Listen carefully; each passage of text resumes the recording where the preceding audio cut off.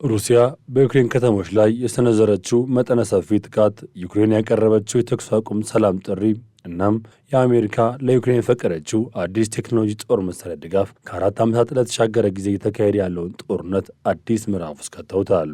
ትናንት ማክሰኞ በዩክሬን ምስራቃዊ፣ ሰሜናዊና ደቡባዊ ክፍሎች የተፈጸሙት ጥቃቶች በጦርነት ታሪክ ውስጥ እጅግ አስከፊ ከሚባሉ ተርታ የሚመደብ መሆናቸውን ተነግረዋል። እንደ ዩክሬን ባለሥልጣናት ገለጻ ሩሲያ 11 ስካንደር ኤም ባላስቲክ ሚሳይሎችና 164 የጥቃት ድሮኖችን በመጠቀም በሰነዘረችው ጥቃት ቢያንስ 27 ሰዎች ሲገደሉ ከ80 በላይ የሚሆኑት ደግሞ ለከፍተኛ አካል ጉዳት ተዳርገዋል።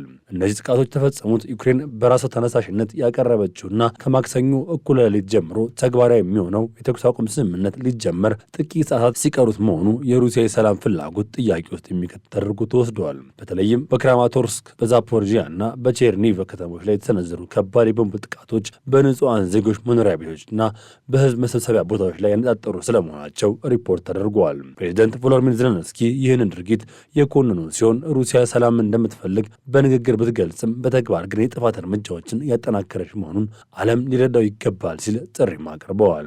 ሩሲያ የኃይል ጥቃት በመሰንዘር አካባቢው ላይ ጉዳት ካደረሰች በኋላ የሕክምና ባለሙያዎችና የአደጋ ጊዜ ሰራተኞች ለተረጂዎች ደራሽ ሆነው ሲመጡ በድጋሜ በዚያ ቦታ ላይ ሚሳኤል በመተኮስ የነፍስ አድን ሰራተኞችን ኢላማ አድርጋለች የሚል ክስም ቀርቦባታል።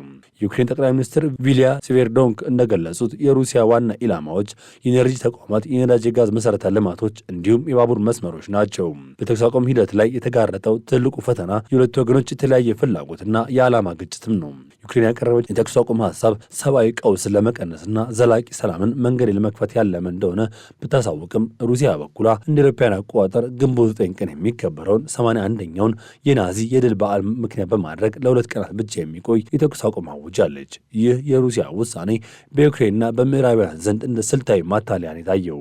ሞስኮ የድል በዓል ሰልፉን ያለምንም ስጋት ለማካሄድና የጦር ኃይሏን መልሰው ለማደራጀት እንዲያመቻት የፈለገችው ጊዜያዊ እፎይታ እንጂ እውነተኛ ሰላም ፍላጎት እንደሌላት በትላንትናው ዕለት የፈጸመችው መጠነ ሰፊ ጥቃት ማረጋገጫ ሆኗል የሚል ወቀሳም ቀርቦባታል። የጦርነቱ አካሄድ አስፈሪ በሆነበት በዚህ ወቅት የአሜሪካ መንግስት የ$373.6 ሚሊዮን ግምት ያለው ጦር መሳሪያ ሽያጭ ማጽደቋ አነጋጋሪም ሆኗል።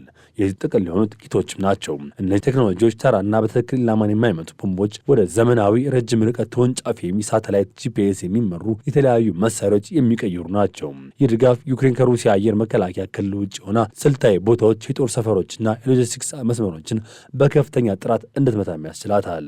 የአሜሪካ የውጭ ጉዳይ ሚኒስትር ይህ ሽያጭ በክልሉ ያለው መሰረታዊ ወታደራዊ ሚዛን አይቀይረውም ቢልም በተግባር ግን ዩክሬን ራሷን ለመከላከል የሩሲያ እንቅስቃሴ አቅምን ለማዳከም የምታደርገውን ጥረት በእጅጉ ያጠናክረዋል።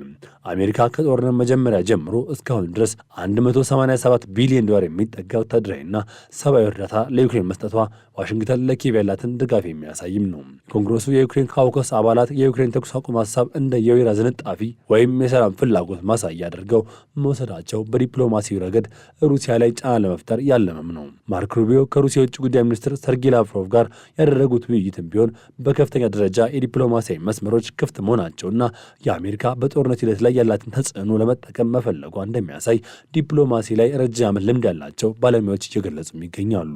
ይሁን እንጂ ሩሲያ በሀገር ውስጥ ኢንተርኔት አገልግሎት እስከ ማቋረጥና የድል በዓልን ሰልፏን እስከ መቀነስ መድረሷ በዩክሬን በኩል የሚሰነዘሩ ጥቃቶች በተለይም የድሮን ጥቃቶች በሞስኮ ላይ ከፍተኛ ስጋት መፈጠሩን የሚጠቁም ተደርጎም ተወስደዋል። ዩክሬን ከድንበሯ 1500 ኪሎ ሜትር ርቀት ላይ የሚገኘውን የሼፖክስትሪ ከተማን በሌንግሬድ ክልል የሚገኘ የነዳጅ ማጣሪያ ላይ የድሮን ጥቃት ሰንዝራለች። በተለይም በሼፖክስትሪ የሚገኘውን ለሩሲያ ባህር ኃይልና ለአየር ቴክኖሎጂ ግባቶች የሚያቀርበው ፋብሪካ መመታቱ ለሩሲያ ወታደራዊ ኢንዱስትሪ ትልቅ ኪሳራም ነው። ዩክሬን ኤፍ5 ፍላሚንጎ የተሰኙ የክሩዝ ሚሳይሎችን መጠቀም የሩሲያ የኃይል ደህንነት ስጋት ለመጣሏ ጦርነቱን ከዩክሬን ድንበሮች አልፎ ወደ ሩሲያ ግዛት እየሰፋ መሄዱን ያሳያል። ዩክሬን መከላከያ ሚኒስትር ማይኬል ፌዶሮቭ ባወጡት ሪፖርት መሰረት ዩክሬን በሚያዝያ ወር ብቻ ከረጅም ርቀት ጥቃቶች በጥፍ ማሳደጓ ምድራዊ ሮቦቶች ለመጀመሪያ ጊዜ በከፍተኛ ደረጃ ለሎጂስቲክስና ለሰው ማዳን ስራ መጠቀሙን አመላክተዋል። ዩክሬን በወር ውስጥ ከ10,000 በላይ በሮቦቶች የታገዘ ተልዕኮችን ማከናወኗ የጦርነት ባህሪ ወደ ቴክኖሎጂያዊ ፍልሚያ የተቀየረ መሆኑን ጠቁመዋል። ይህ ቴክኖሎጂ የበላይነት የዩክሬን በሰው ኃይል ረገድ ያለባትን እጥረት ለመሙላት የሚረዳት ሲሆን ሩሲያ በኩሏ ኃይሏን ለመሙላት ከውጭ ሀገራት በተለይም ከአፍሪካና ከመካከለኛው ምስራቅ ሰዎች በማምጣት በግንባር ለማሰለፍ እየጣረች መሆኑም ይገለጻል። የእንግሊዝ መንግስት በዚህ ድርጊት የተሰማሩ የሩሲያ ድርጅቶች ላይ አዲስ ማዕቀብ መጣሉን አስታውቀዋል። ፕሬዚደንት ዘለንስኪ በባህሬን ካደረጉ ጉብኝት ጋር ተያይዞ ዩክሬን ከአረብ ሀገራት ያላትን ወታደራዊ ትብብር ለማጠናከር መፈለጓ ሌላው ትኩረት የሚስብ ጉዳይ ነው። ዩክሬን ኢራን ለሩሲያ የምታቀርባቸው ሻሂድ ድሮኖች የመመከት ልምዷ ለባህሬን ለሌሎች የባህር ሰላጤው ሀገራት ለማጋራት ያቀረበችው ሀሳብ የጦርነቱን ዓለም አቀፋዊ ትስስር እንደሚያሳይ ተንታኞችም ገልጸዋል። የተኩስ አቁም ጥሪዎችን ተያያዥነት ያላቸው ጥቃቶች የሚፈጥሩ ተጽዕኖ በሁለት መንገድ ሊታይም ይችላል። በአንድ በኩል በዩክሬን ሰላም ፈላጊ መሆኗን ዓለም አቀፍ ማህበረሰብ በማሳየት የሞራል የበላይነት ለሚያስጥራለች። የተባበሩት መንግስታት ድርጅት ዋና ጸሐፊ አንቶኒዮ ጉተሬስ የተኩስ አቁም ሀሳቡን መደገፋቸው ለዩክሬን ዲፕሎማሲያዊ ስኬት ነው። በሌላ በኩል ግን ሩሲያ ይህን አጋጣሚ በመጠቀም ከፍተኛ ጥቃት መፈጸሟ የሰላም ንግግሩ በቅርብ ጊዜ ውስጥ እውን ሊሆን እንደማይችል ማሳያም ነው። እንዲያም እነዚያ ጥቃቶች በተኩስ አቁም ላይ ከፍተኛ ጥርጣሬ በመፍጠር ዩክሬን የሚሰነዘረባትን ማንኛውም ጥቃት ወታደራዊ ምላሽ ለመስጠት እንድትገደድ አድርገዋታል። በትናንትና የተከሰቱት ክስተቶች በአጠቃላይ ሲታዩ ጦርነቱ ወደ ተራዘመ እጅግ ውስብስብ ምዕራፍ መሻገሩን ያሳያሉ። ሩሲያ በዓመታዊ ድል በዓሏ ዋዜማ ላይ በዩክሬን ላይ ከፈተችው መጠነ ሰፊ ጥቃት የሀገር ውስጥ የፖለቲካ ፍጆታን ታሳቢ ያደረገና ለዓለም ያላትን ወታደራዊ ጉልበት ለማሳየት ታለመ ነው። ይሁን እንጂ የአሜሪካ የደስ ጦር መሳሪያ ድጋፍና የዩክሬን ረጅም ርቀት ጥቃቶች የሩሲያ ስሌት ሊያበላሹት ይችላሉ። የጂዲኤምኤአር ቴክኖሎጂ ዩክሬን በጦር ሜዳ ላይ ያላትን የበላይነት ባይመለሰውም ሩሲያ ምቾት የምትጠቀምባቸውን የኋላ ደህንነት ቀጠናዎች ግን አደጋ ውስጥ ይከታቸዋል። በመጨረሻም ተኩስ አቁም ጥሪዎች አውዳሚ ጥቃቶች ጎን ለጎን መሄዳቸው የሚያሳየው በሁለቱ ወገኖች መካከል ያለውን ጥልቅ አለመተማመን ነው። ሩሲያ ሰላምን ወታደራዊ ዝግጅትና ለፖለቲካዊ ፕሮፓጋንዳ ስትጠቀምበት፣ ዩክሬን ደግሞ ሉዓላዊነቷን ለማስከበር የህዝቡን ደህንነት ለመጠበቅ በዲፕሎማሲያዊና በጦር መሳሪያ መካከል እየወጣች ትገኛለች። የአሜሪካና የምዕራባውያን ድጋፍ ለዩክሬን ህልውና ወሳኝ ቢሆንም የጦርነት ማብቂያው ግን አሁንም በጭስና በደም የተጋረደ ነው።